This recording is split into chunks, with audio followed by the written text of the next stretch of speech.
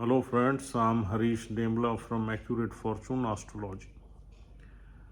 दोस्तों, कन्या लगन में आगे बढ़ते हैं और देखते हैं यदि चंद्र दशम भाव में आ जाए तो हमें क्या फल देंगे।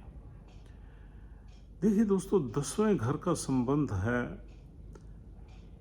हमारे सोशल स्टेटस से, हमारे कैरियर से, हमारे कैरियर के इन्वायरमेंट से और उन लोगों से जिनके बीच में हम बैठ के अपनी प्रोफेशनल लाइफ लीड करते हैं। 10वें घर का संबंध है सरकार से, सरकारी मशीनरी से, पावरफुल लोगों से। और 10वें घर से ही हम देखते हैं अपने पिता की फैमिली, क्योंकि ये नवम भाव से सेकंड है, पिता की वेल्थ, पिता का बिजनेस, ये भी हम 10वें घर से देखते हैं। और चंद्र चौथे घर का मालिक काल पुरुष कुंडली में है, इस चार्ट में तो 11वें घर का मालिक है और नवम भाव में उसकी मूल त्रिकोण राशि है। चंद्र दिशा बली होता है चौथे घर में, लेकिन 10वें घर में भी चंद्र अच्छे ही रिजल्ट्स देता है अगर चंद्र की प्लेसमेंट पॉजिटिव हो। वो पॉजिटिव कैसे होगी वो हम अभी आपको बताएंगे जैसे ही आगे बढ़ेंगे। सबसे पहले ये मान लेते हैं कि चंद्र जब 10वें घर में आता है तो हमारा माइंड या हमारी इमोशंस या हमारा इंक्लिनेशन, झुकाव, वो 10वें घर में आ गया। अब हम चौथे घर को थोड़ा सा भूल गए और हम मोस्ट ऑफ द टाइम हम अपने कैरियर के बारे में सोचेंगे, हम अपने सोशल स्टेटस के बारे में सोचेंगे, हम उन लोगों के बारे में सोचेंगे जिनके बीच में हम काम करते हैं। अगर उसमें कुछ पावरफुल लोग हैं उनके बारे में सोचेंगे। अपने रिलेशंस जो हमारे सरकारी लोगों से है, सरकारी मशीनरी से है, पावरफुल लोगों से है, उनके बारे में सोचेंगे। और पिता की वेल्थ के बारे में सोचेंगे, पिता के परिवार के बारे में सोचेंगे और पिता के परिवार का ध्यान भी रखेंगे, यानी कि पैटर्नल फैमिली। और कहीं ना कहीं हमें लाइफ में चिंता करने वाली चीज़ें यही होंगी कि यार लोग हमारे बारे में क्या सोचते हैं, हमारा सोशल स्टेटस अच्छा है या नहीं है। और जब 11वें घर का स्वामी 10वें में आता है तो डेफिनेटली हमारे जो नेटवर्क सर्कल है वो हमें सपोर्ट करता है, यानी कि हमारे कैरियर को लीड करने में। हमारी इच्छाएं हमारे कैरियर से ही पूरी हो सकती हैं, हमारे प्रोफेशनल जो ग्रोथ है उसी से ही हमारी इच्छाएं पूरी होती हैं और हमारी आय भी वहीं से मिलती है। लेकिन ये 11वें से 12वीं स्थिति है, ये नहीं भूलना चाहिए। तो ये 12वीं स्थिति जो है ना, कभी कभी परेशान भी करती है। और वैसे भी बुध की राशि है, बुध और चंद्र तो एनिमी प्लैनेट्स हैं, they are not compatible to each other. तो यहाँ थोड़ी बहुत परेशानियां रहती हैं। और यहाँ पर आदमी ड्यूअल मेंटालिटी का रहता है, डबल माइंडेड रहता है। कम्युनिकेशन का रोल उसकी लाइफ में बहुत होता है, भाग दौड़ बहुत रहती है। आदमी फिजिकली इतना स्ट्रांग नहीं होता जितना मेंटली शार्प होता है, क्लेवर होता है, तेज होता है। अपनी बातचीत के जरिए से वो बड़े बड़े काम निकाल सकता है। और हम कोशिश करते हैं कि अपने वर्क एनवायरनमेंट में अगर हमारा मैनेजरियल रोल है तो हम अपने लोगों से बड़ी इमोशनल टच रखें, इमोशनल अटैचमेंट रखें, क्योंकि चंद्र जहाँ भी आता है उस घर में कुछ ना कुछ इमोशंस अलाइव रहती हैं। तो हम अपने लोगों का पर्सनली भी ध्यान रखते हैं जो हमारे आसपास काम करते हैं। और नवम भाव का भी स्वामी चंद्र है। नवम भाव का स्वामी अगर 10वें घर में आ जाता है तो ये वेल्थ योगी है, यानी कि भाग्य का स्वामी आपके कैरियर में आ गया तो कैरियर आपका भाग्यशाली हो गया। दूसरा, पिता की सपोर्ट हो गई कैरियर में। तीसरा, पिता की परिवार से भी आपकी अटैचमेंट होगी, पिता के परिवार से भी संबंध अच्छे हो गए।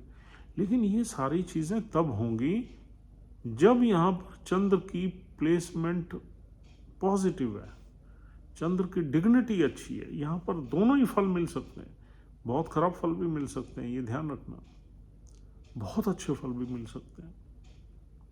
अब आपको इन चीज़ों को देखने के लिए देखना पड़ेगा कि चंद्र किस नक्षत्र में बैठा हुआ है। That is the key of the knowledge. चंद्र किस नक्षत्र में बैठा हुआ है। कई चार्ट्स पे आप देखोगे चंद्र यहां बैठा हुआ बहुत ही परेशानियां दे रहा है, और कई चार्ट्स में चंद्र यहां पर आदमी को बहुत ही अच्छा कैरियर दे रहा है। उसकी वजह है नक्षत्र और नक्षत्र के लॉर्ड की प्लेसमेंट। अगर यहाँ चंद्र मृगशिरा नक्षत्र में बैठा है, तो मंगल के नक्षत्र में बैठा है, तो हम इसे अच्छा ही मानते हैं। मंगल का बल मिलता है, विल पावर मिलती है, चंद्र की डिग्निटी अच्छी रहती है, लेकिन मंगल की प्लेसमेंट अच्छी होनी चाहिए। मंगल अगर किसी अच्छे घर में बैठा हुआ है, किसी ऑस्पिशियस हाउस में, केंद्र में है, त्रिकोण में है, तो डेफिनेटली ये चंद्र की दशा आपको बहुत अच्छे फल देगी। चाहे मंगल मारक प्लैनेट है, वो मंगल की दशा में रहेगा, लेकिन चंद्र की दशा में अच्छे ही फल मिलेंगे। लेकिन अगर चंद्र अर्द्रा नक्षत्र में बैठा हुआ है, तो ये रिस्की प्रपोजिशन होगी। अर्द्रा नक्षत्र डिस्ट्रक्शन का नक्षत्र है, उतार चढ़ाव का नक्षत्र है, डिस्ट्रक्शन एंड रीबिल्डिंग का नक्षत्र है, चीजों को तबाह करने का नक्षत्र है और फिर एक नई बिगनिंग करने का नक्षत्र। उसमें अगर राहु की प्लेसमेंट अच्छी भी चार्ट में हो, तो भी कुछ न कुछ परेशानियां देखने को मिलती हैं। और अगर राहु की प्लेसमेंट खराब हो जाए, छठे, आठवें, 12वें में हो जाए, तो यहां पर आपके कैरियर में बहुत ही ज्यादा मुश्किलें रहेंगी, बहुत ही परेशानियां रहेंगी। और राहु की दृष्टि में चंद्र आ गया, तो फिर आप हर साल 2 साल में एक बार नौकरी छोड़ोगे, आपका बिजनेस ऊपर नीचे रहेगा, नुकसान भी हो सकते हैं। अगर राहु छठे घर में चला जाए, तो आपकी वेल्थ कहीं ना कहीं कर्जों में जाती रहेगी, डिस्प्यूट्स में जाती रहेगी, बीमारियों में जाती रहेगी। अगर राहु अष्टम में आ जाए, तो कुछ ऐसी उलझने बन जाएंगी लाइफ में, समझ ही नहीं आएगा क्या हो रहा है मेरे साथ। और 12वां घर भी व्यय का है, अगर राहु 12वें में बैठ जाए, तब भी आपकी इनकम का व्यय होना निश्चित है। तो राहु का अर्द्रा नक्षत्र आपने याद रखना है। अर्द्रा नक्षत्र जो है, उसकी देवी रुद्रा है। Rudra is a goddess of storms, तूफान की देवी है। जैसे एक तूफान आता है, चीज़ों को बहा के ले जाता है, और फिर एक नई शुरुआत होती है, नई ग्रीनरी आती है, नई उमंग आती है। तो इस तरीके की शेड्स हैं इस नक्षत्र में। तो अर्द्रा नक्षत्र में चंद्र के बुरे फल मिलते हैं। चंद्र, मंगल और सूर्य अगर अर्द्रा में आ जाए, तो ये बड़े बुरे फल देते हैं। बुध, शुक्र अगर अर्द्रा में आ जाए, तो हमें इतने बुरे फल नहीं देते। और शनि और गुरु भी थोड़े बुरे देते हैं। तो सबसे बुरे, अगर इन 9 प्लैनेट्स में हम देखें, 8 प्लैनेट्स में, तो सबसे ज़्यादा बुरे फल मिलते हैं चंद्र जब अर्द्रा में आ जाता है। क्योंकि चंद्र एक बहुत ही डेलिकेट, बहुत ही सॉफ्ट प्लैनेट है। चंद्र का संबंध इमोशन से है, और जब इमोशनल टर्मोइल्स लाइफ में आते हैं, तो आदमी टूट जाता है। तो ऐसा ही ये नक्षत्र है जो चंद्र के साथ ये खिलवाड़ करता है। उसके बाद आता है पुनर्वासु नक्षत्र, गुरु का नक्षत्र। पुनर्वासु नक्षत्र आता तो अर्द्रा के बाद ही है, ये नहीं भूलना चाहिए। पुनर्वासु नक्षत्र है रीसेटलमेंट का, यानी कि जब चंद्र अर्द्रा से निकलता है, तो पुनर्वासु में चला जाता है। ऐसा माना जाता है कि अर्द्रा में डिस्ट्रक्शन रहती है, पुनर्वासु में रीसेटलमेंट रहती है। तो पुनर्वासु नक्षत्र का फल जो है, हमें कुछ न कुछ इनस्टेबिलिटी देता है। चाहे ये गुरु का नक्षत्र है, तो हम एक बार अपने डीरेल जरूर होते हैं लाइफ में, डीरेल जरूर होते हैं लाइफ में।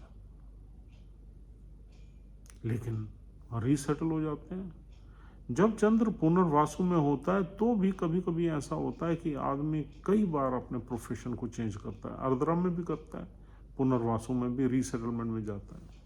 एक जगह प्रॉब्लम आई दूसरी जगह, एक बिजनेस में प्रॉब्लम आई दूसरा बिजनेस, एक जगह प्रॉब्लम आई दूसरी जगह। तो इस तरीके की चीज़ें हमारी लाइफ में होती रहती हैं।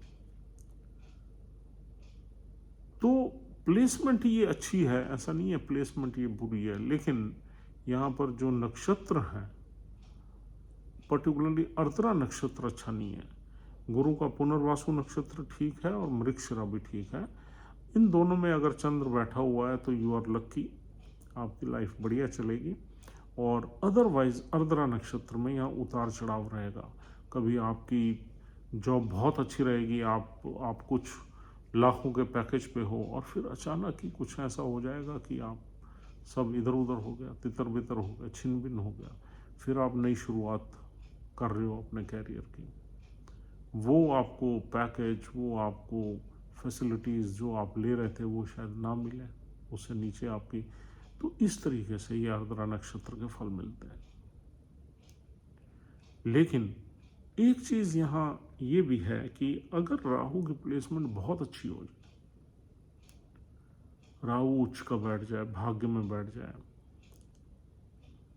या राहु शुक्र के मूल त्रिकोण राशि में सेकंड हाउस में बैठ जाए, तो यहाँ आदमी एक टाइम ऐसा आता है कि बहुत पैसा कमाता है।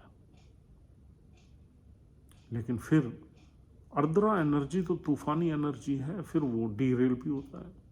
लेकिन पैसा जो वो कमाता है वो भी आउट ऑफ बॉक्स होगा, बहुत पैसा होगा। तो ऐसा भी हो जाता है। तो ये नक्षत्र, it is not a normal नक्षत्र, it is somewhat out of box नक्षत्र। अगर देता है तो बहुत देता है, और लेता है तो बहुत ले लेता है। और ये तो हो गई नक्षत्रों की बातें। नवम भाव का स्वामी अगर दशम भाव में आए तो ये बहुत ही ऑस्पिशियस प्लेसमेंट है। नवम भाव क्योंकि इसकी मूल त्रिकोण राशि है चंद्र की, तो यहाँ दोनों ही घरों के रिजल्ट्स देगा, 11वें के भी देगा और नवम के भी देगा।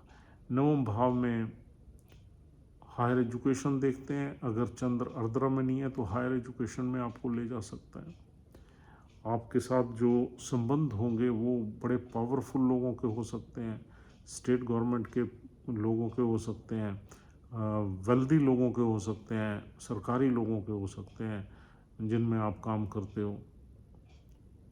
और यहाँ पर सक्सेस भी आपको मिलती है क्योंकि कम्युनिकेशन में आप बड़े निपुण होते हैं, बड़े चालाक चतुर होते हैं। लेकिन यहाँ थोड़ा सा फिजिकल वर्क करने में यहाँ पर दिक्कत रहती है। मोस्ट ऑफ द टाइम आप अपने प्रोफेशन को देते हो, फैमिली को कम टाइम देते हो, तो वर्क लाइफ बैलेंस में यहाँ प्रॉब्लम रहती है। और यहाँ बैठा हुआ चंद्र आपके चौथे घर को देखता है, लेकिन चौथे घर को संभाल नहीं पाता। चौथे घर को इसलिए नहीं संभाल पाता क्योंकि उसकी प्लेसमेंट अब 3 नंबर में, 3 नंबर राशि बहुत ही भाग दौड़ की राशि है, मेहनत की राशि है, संघर्ष की है, स्ट्रगल की है, कम्युनिकेशन की है। आदमी दिन भर कम्युनिकेशन में बिजी उलझा हुआ रहता है। तो चौथे घर की उतनी केयर नहीं कर पाता आदमी जितना कि चंद्र अगर वहाँ बैठा हो तो कर लेता है। लेकिन फिर भी वहाँ गुरु की राशि है तो हम ऐसा मान के चलते हैं कि वो घर संभला रहता है, क्योंकि गुरु ऑस्पिशियस प्लैनेट है, नेचुरल बेनिफिक प्लैनेट है, और इस चार्ट में न्यूट्रल है। तो वहाँ अगर गुरु की प्लेसमेंट थोड़ी अच्छी हो गई तो ये अच्छे ही रिजल्ट्स देगा। अब यहाँ पर एक चीज़ और मेंशनेबल है, वो है कंजंक्शन। अगर यहाँ पर कंजंक्शन कोई नहीं होनी चाहिए चंद्र के साथ। चंद्र के साथ केतु बैठ गया, राहु बैठ गया, इनकी दृष्टि आ गई, शनि बैठ गया, शनि की दृष्टि आ गई, तो चीज़ें बहुत खराब होने की संभावना भी रहेगी। अगर चंद्र अकेला है, उसके आगे पीछे घर में बेशक प्लैनेट्स हैं, आगे पीछे घर में भी उसकी जो मित्र प्लैनेट्स हों तो उसकी तत्कालिक मित्रता बन जाएगी और उससे अच्छे फल मिलेंगे। अगर उसके आगे और पीछे उसके एनिमी प्लैनेट्स बैठ जाएं तो भी काफ़ी स्ट्रगल रहता है। तो चंद्र के आसपास आगे और पीछे के घर में कोई अगर उसका मित्र प्लैनेट आ जाए तो रिजल्ट्स बहुत अच्छे मिलेंगे। यहाँ बैठा हुआ चंद्र हर तरह का सुख देगा आपको, हर तरह का कंफर्ट देगा, कन्वीनियंस ही देगा, प्रोफेशनल लाइफ अच्छी देगा, आप इंटेलिजेंट होंगे, शार्प होंगे, थोड़े रोमांटिक या फ्लर्ट भी हो सकते हो। बस आर्द्रा में नहीं होना चाहिए चंद्र, नहीं तो थोड़े से इमोशनल टर्मोइल्स भी रहते हैं। तो दोस्तों, this is all for the day. उम्मीद करता हूँ ये डिस्कशन आपके लिए यूज़फुल है। अगर आप हमारी वीडियोस को पसंद करते हैं तो हमारा चैनल ज़रूर सब्सक्राइब करिए।